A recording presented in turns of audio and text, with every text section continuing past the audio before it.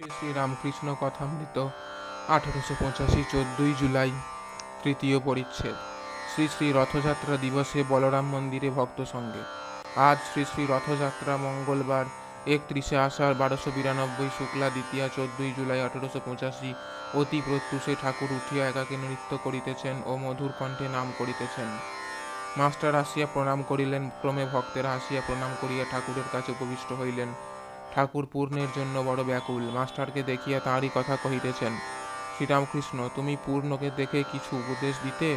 Master, আজ্ঞে, চৈতন্য চরিত পড়তে বলেছিলাম, তা সেসব কথা বেশ বলতে পারে। আর আপনি বলেছিলেন সত্য ধরে থাকতে, সেই কথাও বলেছিলাম।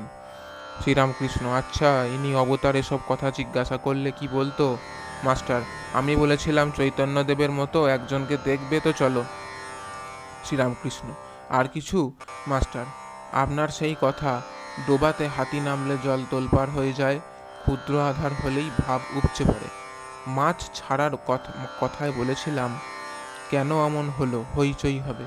শ্রীরামকৃষ্ণ, তাই ভালো, নিজের ভাব ভিতরে ভিতরে থাকাই ভালো। প্রায় 6:30 বাজে। বলরামের বাটি হইতে মাস্টার গঙ্গা স্নানে যাইতেছেন। হঠাৎ পথে ভূমিকম্প।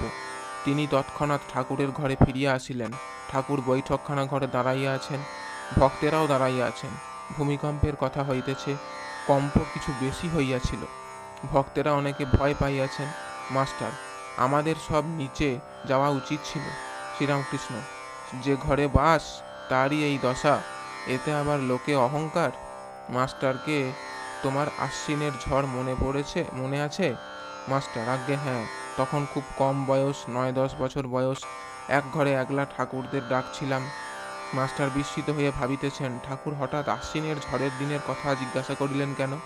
আমি যে ব্যাকুল হয়ে কেঁদে একাকী এক ঘরে বসে ঈশ্বরকে প্রার্থনা করেছিলাম, ঠাকুর কি সব জানেন ও আমাকে মনে করাইয়া দিতেছেন?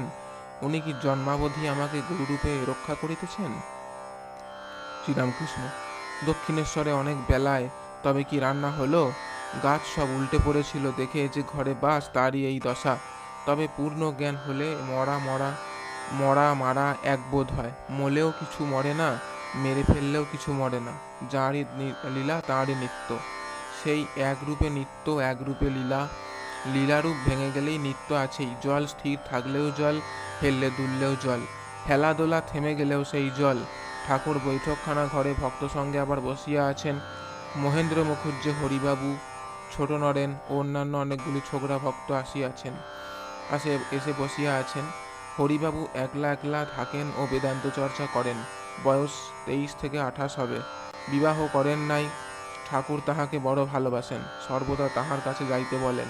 তিনি একলা একলা থাকতে চান বলিয়া হরিবাবু ঠাকুরের কাছে অধিক যাইতে পারেন না। শ্রীরামকৃষ্ণ হরিবাবুকে, কি গো, তুমি অনেকদিন আসো নাই? তিনি একরূপে নিত্য, একরূপে লীলা। বেদান্তে কি আছে? ব্রহ্মসত্য, জগৎ মিথ্যা, কিন্তু যতক্ষণ ভক্তের আমি রেখে দিয়েছে ততক্ষণ লীলাও সত্য। আমি যখন তিনি পুছে ফেলবেন তখন যা আছে তাই আছে, মুখে বলা যায় না। যতক্ষণ আমি রেখে দিয়েছেন ততক্ষণ সবই নিতে হবে। কলা গাছের খোল ছাড়িয়া ছাড়িয়া মাছ পাওয়া যায়, কিন্তু খোল থাকলেই মাছ আছে, মাছ থাকলেই খোল আছে। খোলেরই মাছ, মাঝেরই খোল। নিত্য বললেই লীলা আছে বুঝায়, লীলা বললেই নিত্য আছে বুঝায়।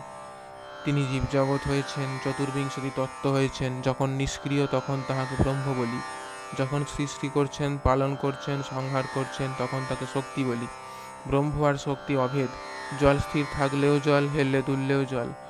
আমি বোধ যায় না। যতক্ষণ আমি বোধ থাকে ততক্ষণ জীবজগৎ মিথ্যা বলবার জো নাই।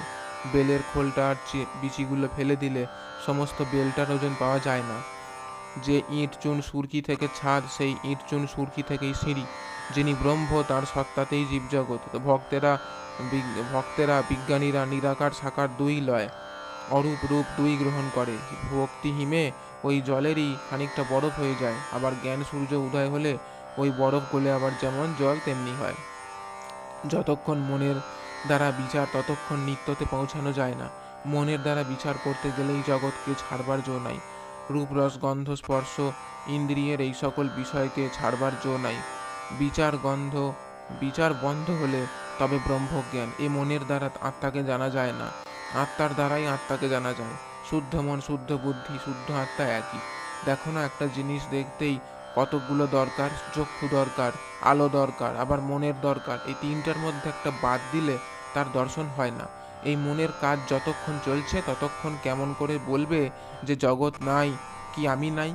মনের নাশ হলে, সংকল্প বিকল্প চলে গেলে সমাধি হয়, ব্রহ্মজ্ঞান হয়, কিন্তু সারেগামা পাধা নিতে অনেকক্ষণ থাকা যায় না।